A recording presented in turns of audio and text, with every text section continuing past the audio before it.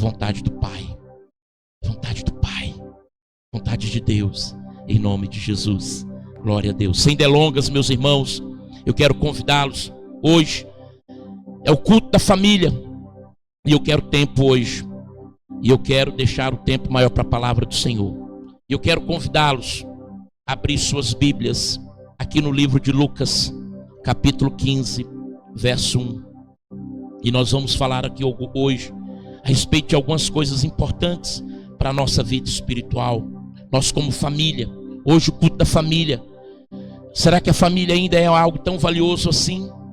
Será que a família tem tanta importância assim para a sociedade? Acredito que não. Para a sociedade não, mas para Deus sim, glória a Deus. Para Deus sim, a família é uma das instituições mais importantes aqui da face da terra.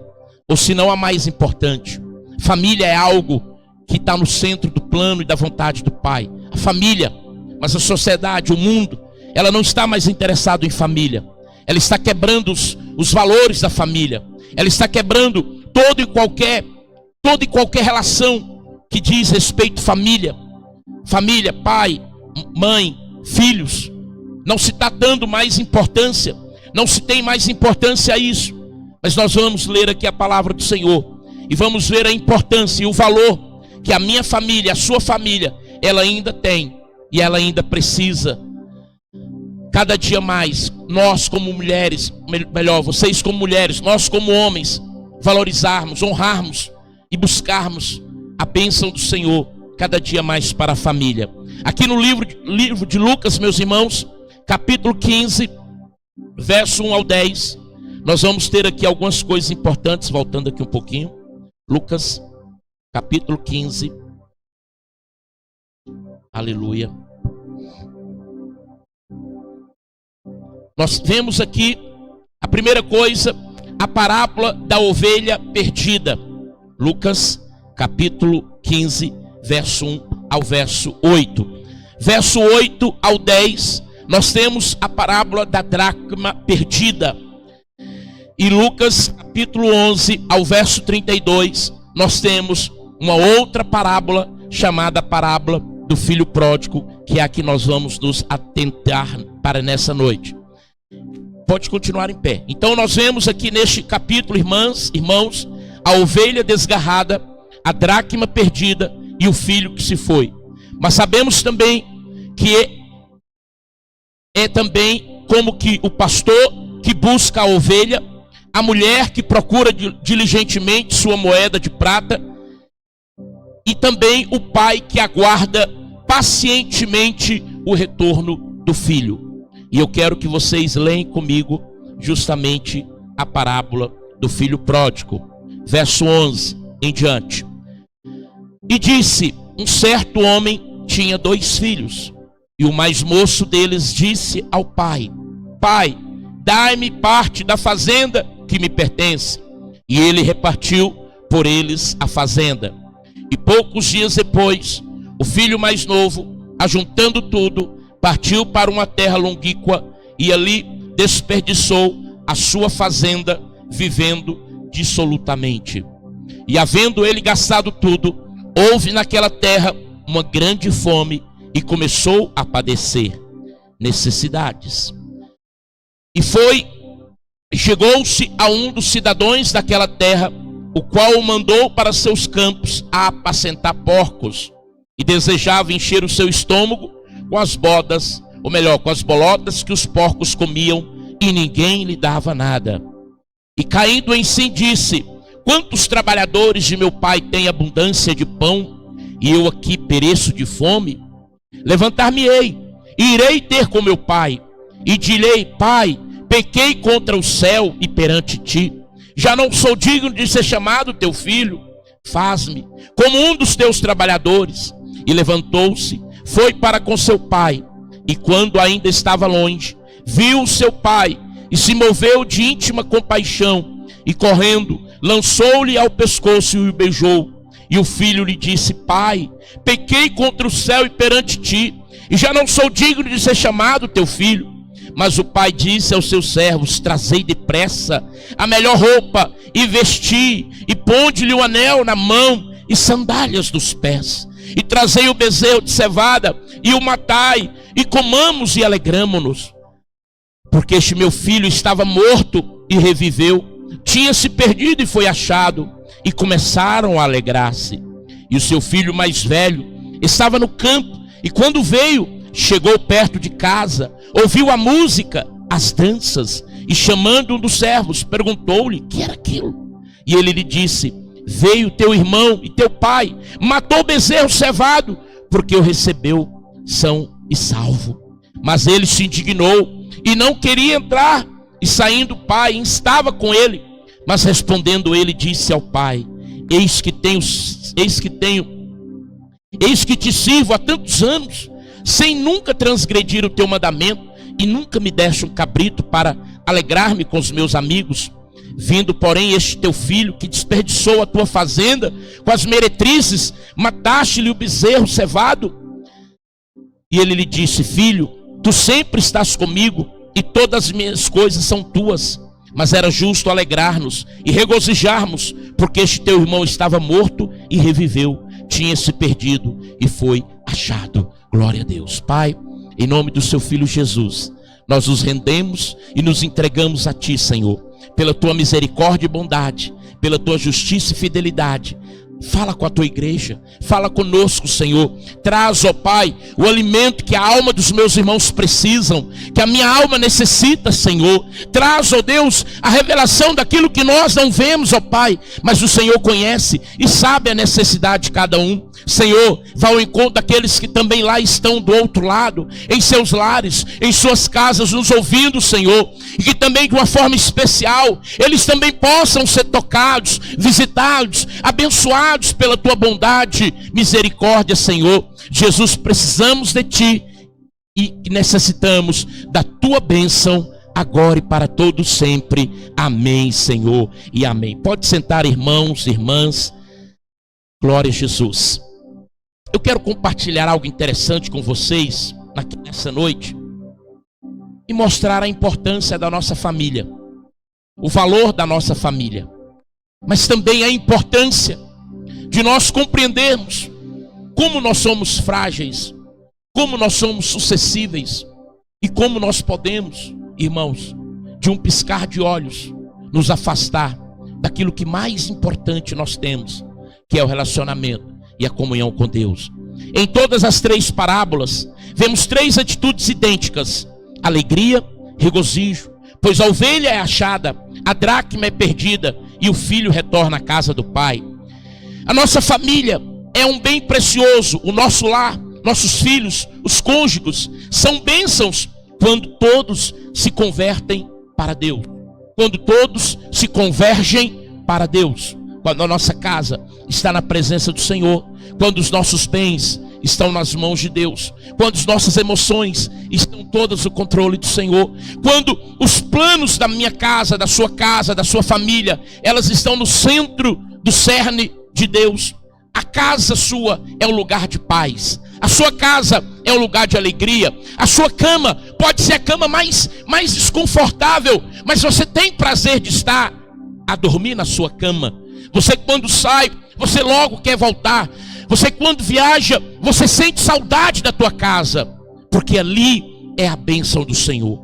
Pode ser a casa que for, ela pode ser uma casa simples, ela pode ser uma casa confortável, ela pode ser uma televisão de 14 polegadas, ela pode ser uma televisão de 40 polegadas, mas ali você tem prazer, porque ali tem a bênção do Senhor. Ali está a bênção do Senhor, quando este lar, ele se converge para os planos, para a vontade do Senhor. Quando os meus filhos, eles estão no centro dos planos do Senhor. Quando a minha esposa, ela é uma esposa dedicada ao Senhor. Quando o marido é um marido dedicado ao Senhor.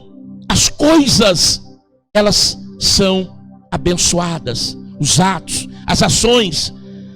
Então tudo ali naquela família é uma bênção. Quando paramos para analisar a parábola do filho pródigo, vamos ver aqui um lar abençoado, uma casa próspera, um ambiente produtivo, cheio de vida, muitos servos, muita fartura, muita bênção.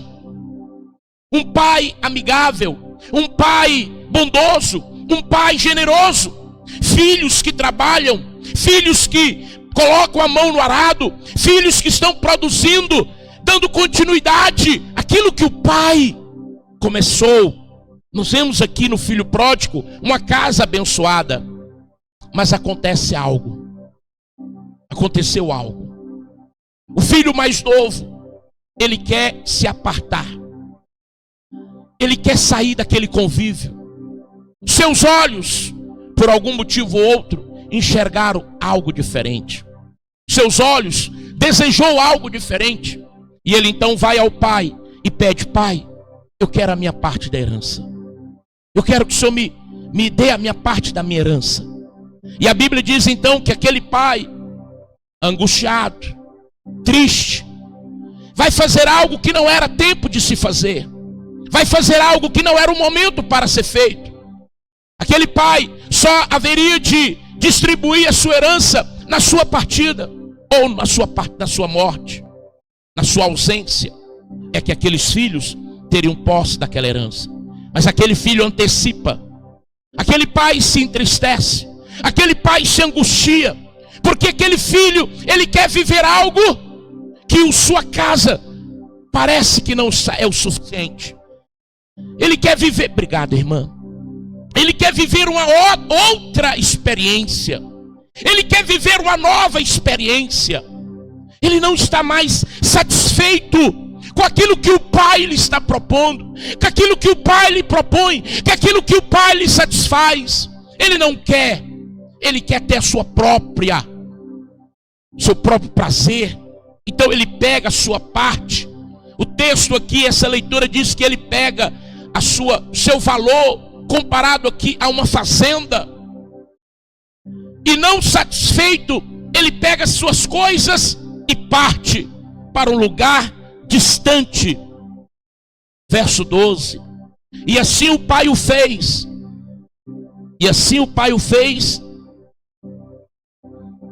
Por quê? Porque o pai obedece. O pai deu atenção ao seu filho. E o texto diz então que aquele filho mais moço recebe a parte da sua fazenda. E poucos dias depois, verso 13, junta tudo e parte para uma terra longínqua e ali desperdiça a sua fazenda, vivendo dissolutamente. Viver dissolutamente, irmãos e irmãs, é algo muito sério. Para aquele jovem foi algo pesado, algo triste.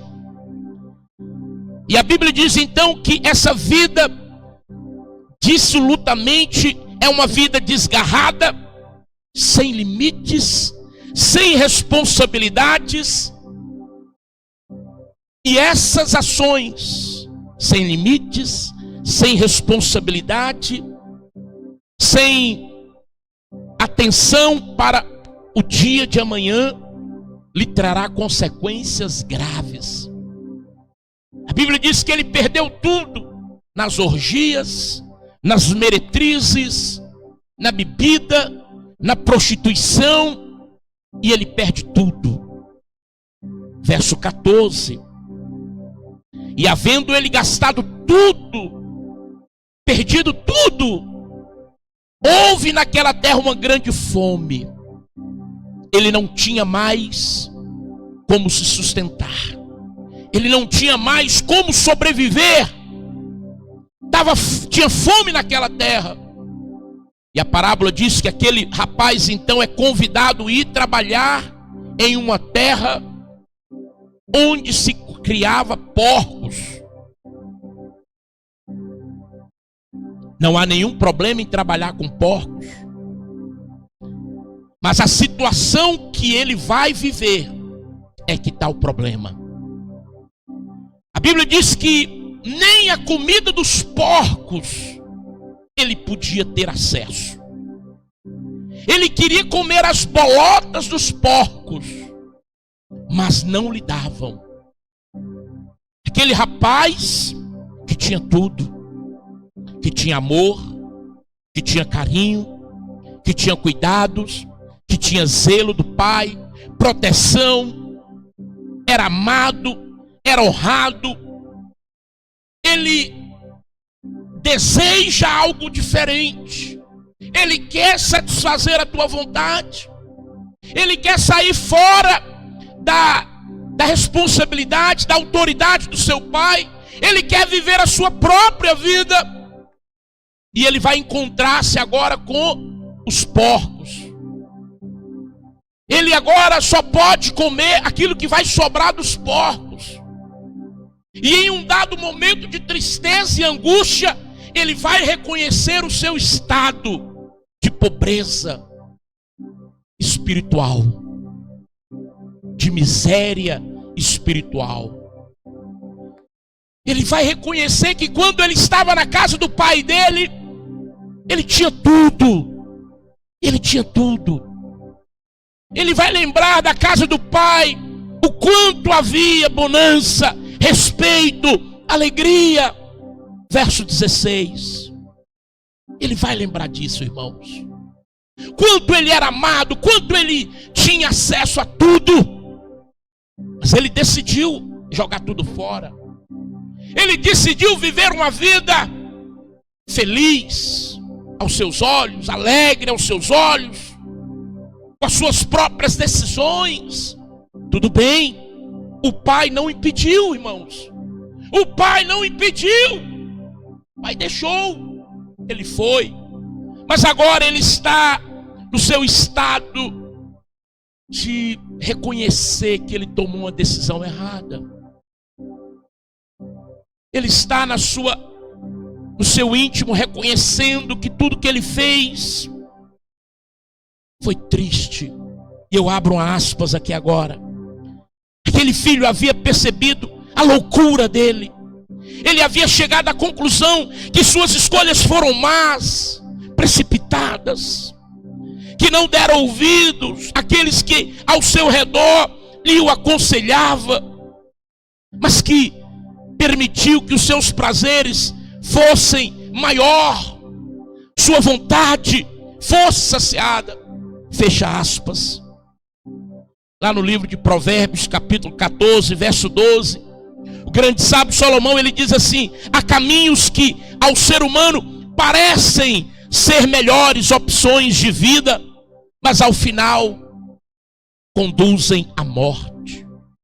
Há caminhos que parecem bons, há caminhos que parecem satisfazer nosso eu, nosso ego. Há decisões que parecem que não nos vai cobrar, que não vai ter consequência. É uma coisa pequenininha, mesmo sabendo que estamos quebrando princípios da palavra de Deus. Mesmo que é um pequeno versículo que eu estou deixando ficar aí oculto à minha memória. E está tudo bem. Mas alguém vai dizer: meu filho, minha filha, não é por aí. Mas alguém vai dizer: olha, você está quebrando o princípio. Mas eu tenho que viver a minha vida. Eu tenho que satisfazer os meus anseios. Tudo bem. Tudo bem. Não vai haver impedimento para isso, meu amado. Não vai haver empecilho. Aquele moço se arrepende. Ele vai confessar o seu pecado ao seu pai. Depois de muito sofrimento, irmãos. Depois de muita dor. Aquele jovem não vai voltar como ele saiu. Ele vai voltar cheio de marcas, cheio de dores, cheio de angústias, cheio de feridas. Aquele jovem vai voltar para casa derrotado, frustrado, porque ele decidiu deixar o cuidado do Pai, o cuidado da presença de Deus, o zelo para seguir as suas próprias vontades. Então ele está convicto que havia errado, verso 18 ao 20.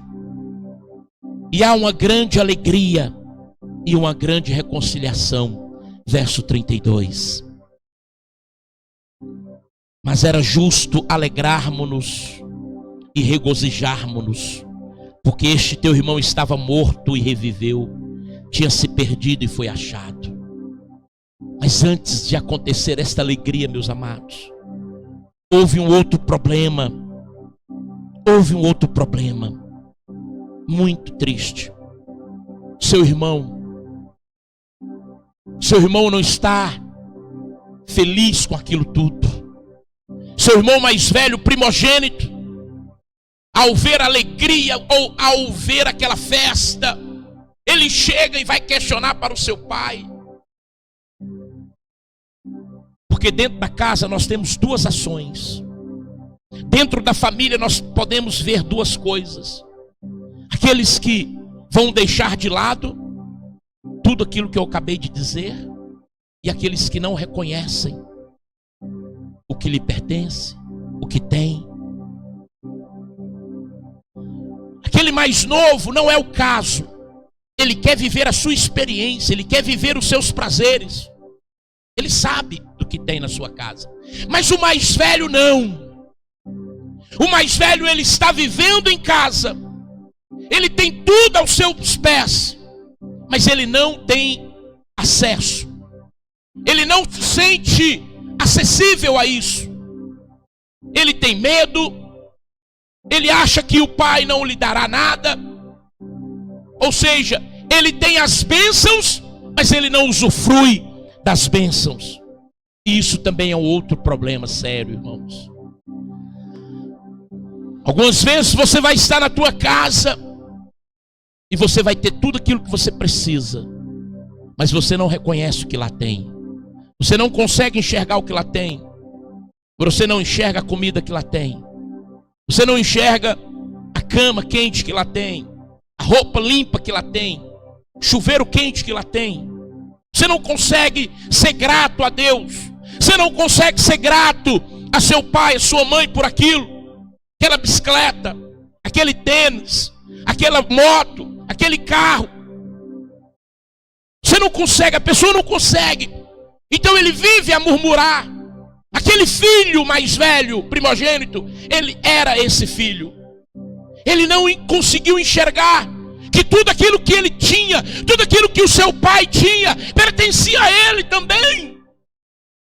E ele está aborrecido, porque o pai está recebendo aquele que estava morto, aquele que estava destruído, mas está voltando para a casa do seu pai. Sabe, irmãos, precisamos estar atentos a isso. Precisamos estar atentos a isso. Então eu quero aplicar um pouquinho disso aqui para nós. Alguém generoso, filho pródigo, ele é alguém, primeiro, que é extravagante, além dos limites, gastador, esbanjador, como também é alguém generoso ao dar, liberal, longânimo, que não faz alarde da sua bondade. Isso é o que o nosso dicionário diz do pródigo. Poderíamos aqui analisar muitos detalhes, irmãos, nessa parábola, como seus símbolos, mas vamos nos atentar para alguns pontos que eu acho interessante. O contexto daquela época era Jesus diante de uma classe de pseudos religiosos, os escribas e fariseus. Jesus vai dizer essa parábola porque ele está diante de religiosos, escribas e fariseus, mestres, seguidores de uma tradição ferrenha. E Jesus vai então usar estas parábolas para causar-lhes espanto e uma lição à religiosidade da época. Jesus vai causar um estrago. Jesus, ele quer confrontá-los. Então, ao pedir herança, o filho mais moço causa um desrespeito enorme para aquele tempo e para aquela tradição. Ao pedir herança, aquele filho está antecipando e ele está ferindo seu pai. Ele não está pensando no bem-estar dos outros, inclusive o seu pai, porque ele está atingindo a toda a família. Aquela atitude de pedir herança não é algo tão simples assim. Outra grande verdade é que ao voltar, seu pai diz: teu irmão estava morto e reviveu. Tinha se perdido e foi achado. Irmãos, essa expressão, estava morto e reviveu, ela tem uma conotação muito profunda. Ela estava mais para um estado de desgraça. Então, morto não toma ação, não decide, não tem razão sobre si. Preste atenção. O morto, irmãos, ele está morto, ele não toma decisões, ele não tem como tomar nenhuma decisão. Então algo está acontecendo aqui. Ele estava morto e reviveu. Aquele pai, ao dizer isso para o seu irmão, seu filho mais velho, ele está dizendo: olha, aqui aconteceu algo extraordinário.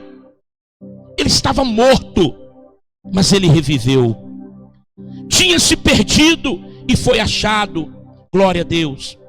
Mas há algo fantástico aqui, para aquele pai receber seu filho com festa e alegrias e com honras. Lá no livro de Efésios, irmãos, capítulo 2, verso 1, o apóstolo Paulo diz: ele nos vivificou, estando vós mortos nos vossos delitos e pecados. Aleluia. Ele nos vivificou, estando mortos nos nossos delitos e pecados. Quando o homem está no seu estado original de pecado, ele está como morto. Ele não tem forças. Por isso que a oração é importante. Por isso que a intercessão é importante. O ser humano, quando ele está no estado de pecado original, sem nenhum contato com Deus, ele está jogado. Ele está sobre a ira. Ele está sobre a possibilidade do salário ser a morte para ele. Como aquele jovem, como aquele rapaz. Mas aquele pai está dizendo: ele estava morto e reviveu. Glória a Deus. Lá em Lucas capítulo 19, verso 10, Jesus disse: porquanto o Filho do Homem veio buscar e salvar o que estava perdido. Aleluia. Jesus, ele vai aplicar, igreja, a parábola do jovem perdido, a ovelha perdida e a dracma perdida, para aqueles escribas, para aqueles fariseus que não entendiam a obra salvadora de Jesus, o amor de Deus. Aqueles homens só reconheciam a lei, aqueles homens só tinham conhecimento da tradição. E Jesus, então, ele vai falar de uma ovelha que volta, a alegria da ovelha que retorna, a alegria daquela mulher quando encontra aquela moeda de prata, a dracma que havia se perdido, e o pai que se encontra com o filho que estava morto, mas que reviveu. Glória a Deus. Há uma conexão, igreja, da parábola para com as nossas vidas. Por que, igreja? Por que, pastor? Porque essa parábola, irmãos, ela tem a ver com o cristão. Ela tem a ver com aquilo que nós temos que fazer diante daqueles que estão perdidos. Tem a ver com aquilo que nós temos que praticar para com aqueles que estão afastados de Deus. Muitas vezes nós estamos com Deus, da presença do Senhor, e não estamos reconhecendo o que Deus tem feito por nós. E ao não reconhecermos as bênçãos, o favor, muito menos reconheceremos o que está perdido. Muito menos teremos misericórdia de alguém que um dia estava e não está mais. Aquele filho, irmãos, é o exemplo claro de muitas vezes o homem ter o cuidado de Deus, o favor de Deus, mas ainda assim não ser satisfeito com as bênçãos do Senhor. O salmista Davi diz que nós temos que ser agradecidos ao Senhor pelas coisas que Ele tem nos feito. Nós somos agradecidos a Deus, irmãos, pela comida, pela roupa, pela saúde, pelo acordar, pelo deitar. Ou nós somos aqueles que estamos murmurando, reclamando? Quando faz frio reclamamos, quando faz sol reclamamos. Quando a porta não fecha, reclamamos. Quando a geladeira está vazia, reclamamos. Ou quando a geladeira até mesmo está cheia, ainda dizemos, está faltando isso, está faltando aquilo. Aquele filho pródigo, aquele filho mais velho, ele estava nessa condição. Mas aquele pai estava feliz porque aquele filho que havia morrido estava voltando para casa. Aleluia. Nosso Jesus, ele cada dia mais, ele se alegra com o pecador que se arrepende, meu amado. E nós temos muita importância nesse processo. Nós somos muito importantes para isso. A igreja do Senhor, ela é muito importante para isso. A importância de um lar na presença de Deus. Pois a parábola do filho pródigo nos ensina algumas questões valiosas. Como tem sido nossa postura quanto a quem está perdido. Outra questão, estamos nos relacionando de fato com o Pai. Estamos vivendo verdadeiramente um relacionamento com o Pai. Aquele filho mais velho, ele não se relacionava com o Pai, meu amado. Ele estava junto com o Pai, mas ele não se relacionava com o Pai. Será que nós, que aqui estamos hoje, você tem se relacionado com o Pai, com Deus? Você tem tido verdadeiramente um relacionamento com o Senhor, de dizer, meu Deus, me perdoa pelas minhas falhas, pelos meus pecados, me ensina a ser mais obediente e fiel a Ti. Quantas vezes você faz isso, meu amado? Ou você é aquele filho que só está reclamando para Deus e não está perguntando para Deus, Senhor, é isso que o Teu quer? É isso que é a Tua vontade? Ou você é aquele filho que só está dizendo, que vida é essa? Que luta, que batalha, eu não sei o que, eu não sei mais. Como que você tem sido diante de Deus, meu amado? Aquele filho mais velho, ele estava na casa do pai, mas ele não se relacionava com o pai. Ele não se relacionava com o pai. Aquele filho mais moço, ele vem, mas ele vai dizer algo antes de qualquer coisa. Senhor, meu pai, eu pequei contra os céus e contra a terra. Eu pequei, Senhor, contra o Senhor. Eu pequei, eu me arrependo, me perdoa, meu pai. Aquele filho, meus irmãos, ele reconhece o seu estado de pecaminosidade. Nós precisamos voltar ao Pai, mas antes de qualquer coisa, reconhecer nossas fraquezas, nossos fracassos, nossos erros, nos arrepender verdadeiramente, meus amados, nos humilhar na presença do Senhor. Um tinha tudo e decide viver sua vida, e o outro tinha tudo, mas não é capaz de sentir, usufruir, de ter alegria no que é teu. Faça do seu lar um lugar de Deus. Em um dado momento da velhice de Josué, lá no capítulo 24, verso 15, nos seus momentos finais, irmãos, Josué chama aquele povo para que aquele povo se conserte com Deus, para que aquele povo posicione-se, para que aquele povo tome uma atitude. Josué já está na casa dos seus 100 para lá anos. Josué já era um homem vivido, mas ele vai afirmar um compromisso que ele tem. Ele vai dizer, eu e a minha casa serviremos ao Senhor, aleluia. Josué já está para partir, meu amado. Josué já está para morrer. Logo após o concerto, logo após aquele povo também se decidir a servir a Deus, logo após aquele povo a decidir lançar fora os deuses que estão sobre si, Josué vai partir, Josué vai morrer. Mas antes de Josué morrer, ele vai afirmar, ele vai declarar para toda a nação, para toda aquela casa de Israel, que ele e a sua casa continuarão servindo ao Senhor. Glória a Deus. Nós precisamos nos posicionar, meu amado. É tempo da igreja do Senhor se posicionar. É tempo das nossas casas se posicionar, mudar de atitudes, se arrepender dos nossos pecados, confessar nossos pecados, nossas transgressões. É tempo, meu amado, é tempo, igreja, Porque senão muitos não conseguirão permanecer na presença de Deus. Muitos vão se escandalizar. Muitos vão se atemorizar. Muitos não vão ter coragem de declarar filhos de Deus, que Jesus é o Senhor da sua vida. É tempo, minha amada, meu amado, de nós nos declararmos quem somos, dizermos quem somos.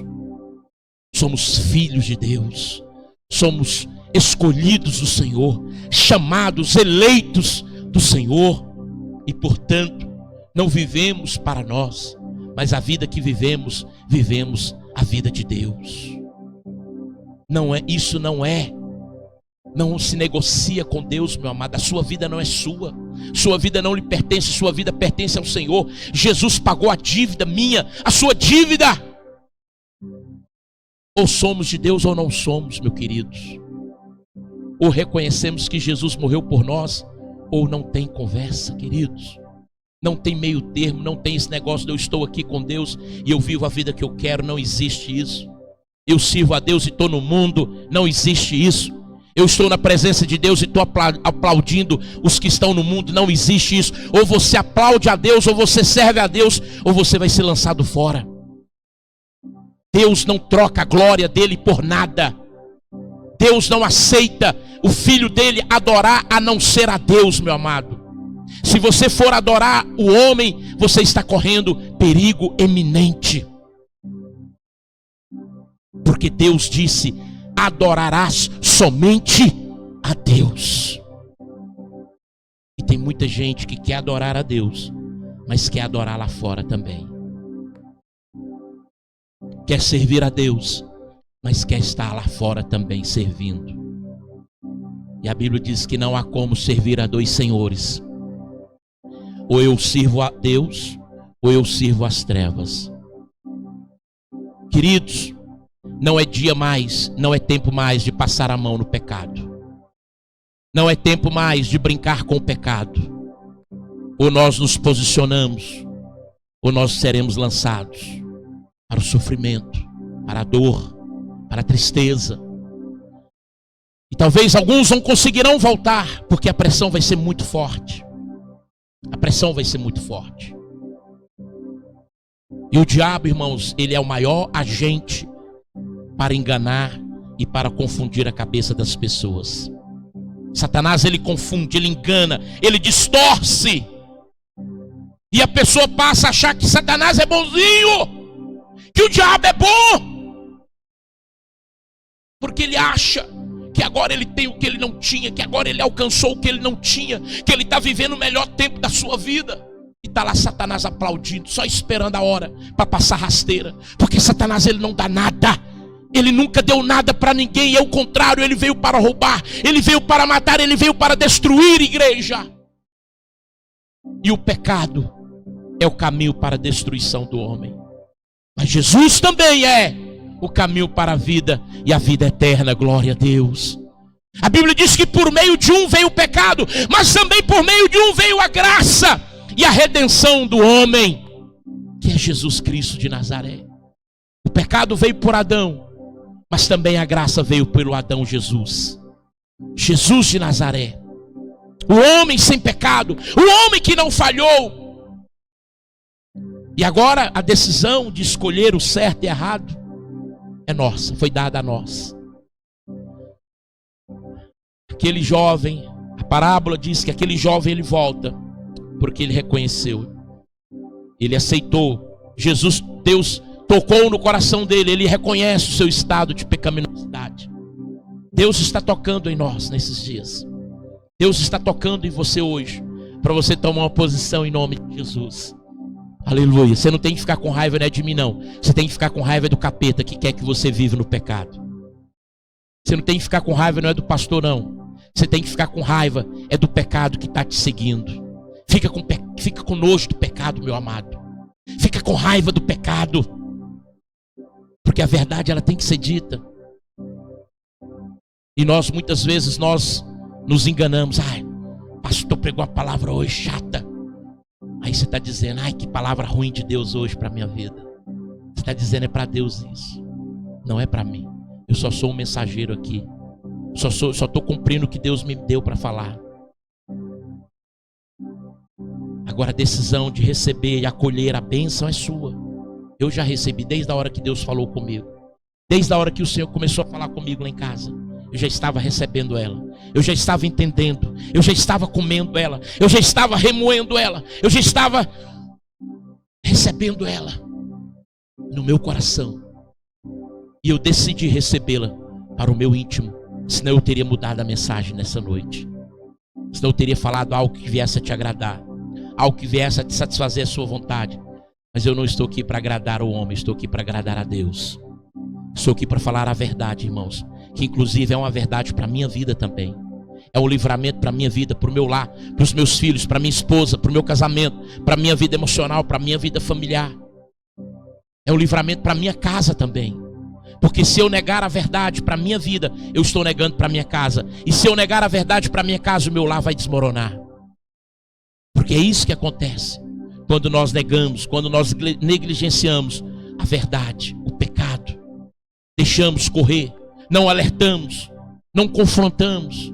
O pecado ele vai se tornando um gigante, um gigante, um gigante, até que destrói vidas, famílias, sonhos, casamentos, vida financeira, vida emocional, vida conjugal. Mas nessa noite, eu e vocês estamos tendo a oportunidade de receber a bênção do Senhor. Glória a Deus. Decida-se hoje a mudar, a tomar um conserto, a se posicionar. Eu estou na casa do Pai, eu quero viver as bênçãos de Deus. Eu estou na casa do Pai, eu preciso fazer a vontade do Pai. Eu estou na casa do Pai, eu preciso honrar o meu Pai. Eu preciso exaltar o meu Pai. Aleluia. Eu posso até errar, mas eu vou voltar, Senhor. Eu posso até estar caído, mas eu vou levantar, Jesus. Aleluia. Eu posso até ter fracassado, mas eu me arrependo, Senhor. Glória a Deus. Porque o Senhor, Ele é longânimo em nos perdoar. Ele é grande, Ele é generoso, Ele é bondoso, Ele é paciente. Aleluia. E Ele quer te ajudar. Vamos ficar de pé em nome de Jesus. E o livro de João, capítulo 6, verso 37. Todo aquele que o Pai me der, esse virá a mim. E o que vem a mim, de maneira alguma eu o excluirei. Aleluia. Todo aquele que o Pai me der, esse virá a mim. E o que vem a mim, de maneira alguma eu o excluirei. Então você, meu amado, que volta para Deus, que chega a Deus, de maneira nenhuma o Senhor o lançará fora. De maneira nenhuma o Senhor nos lançará fora. Vamos errar, vamos. Vamos falhar, vamos. Vamos fraquejar, vamos. Mas o Senhor é aquele que nos sara, que nos perdoa. A graça está aí, disponível. A graça bondosa.